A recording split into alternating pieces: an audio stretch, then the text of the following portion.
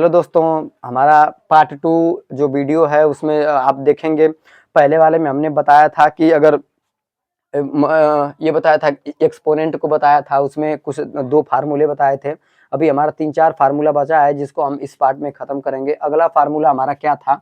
अगला फार्मूला हमारा यही था कि अगर a/b के पावर अगर कोई नंबर दिया हो, जैसे m दिया हो और अगर भाग का हो, और a/b के पावर अगर n कोई नंबर दिया हो तो a/b लिखेंगे और m माइनस क्या करेंगे, n लिखेंगे। यही सिंपल सा सवाल हमारा दिया था। देखिए इसी पे हम लगा रहे हैं, एक सवाल लगा देंगे। जैसे मैं कहूँ कि 6/3 और उसके यहाँ भाग है, उसके पावर अगर मैं कहूँ कि 5 है, और यहाँ पे 6/3 और इसके पावर कहूँ, मैं क्या कहूँ, इसके पावर कहूँ कि 3 है। ठीक है, तो बराबर क्या लिखेंगे? लिखेंगे कि 6/3 और इसके पावर जो हमारा है कितना हो जाएगा, लिखेंगे कि 5 और माइनस कितना लिख देंगे, 3। यही लिखेंगे ना, फार्मूला में वही है तो वही लिखेंगे।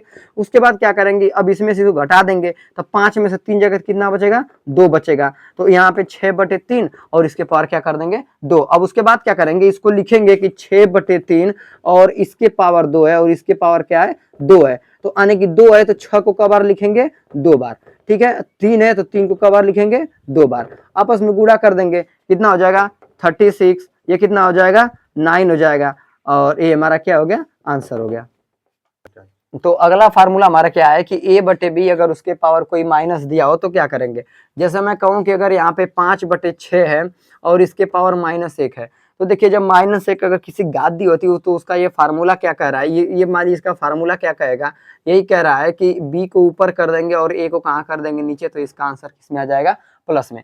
तो अब क्या करेंगे, अब इसको लिखेंगे कि जैसे मैं कहूँ कि 2/3 इसके पावर अगर हमारा -1 है तो बराबर क्या करेंगे, यहाँ पे लिखेंगे 3 और बटे 2। यही हमारा क्या हो जाएगा, आंसर हो जाएगा।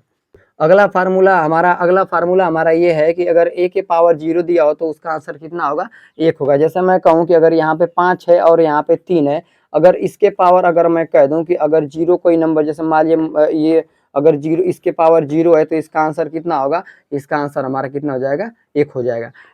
एक इसी पे क्वेश्चन और बता दे रहा हूँ, थोड़ा सा ये सवाल जो था वो कंफ्यूजन में है, थोड़ा सा एक और बता दे रहा हूँ। जैसे मैं कहूँ कि अगर 5 के पावर अगर 0 हो तो उसका आंसर भी कितना होगा, 1 होगा। अगर मान लीजिए अगर -4 है, अगर इसके पावर भी 0 हो तो उसका आंसर कितना होगा, 1 होगा। दुनिया की कोई भी संख्या हो, अगर उसके अगर पावर 0 है तो उसके पावर 0 है तो उसका आंसर कितना होगा, 1 होगा।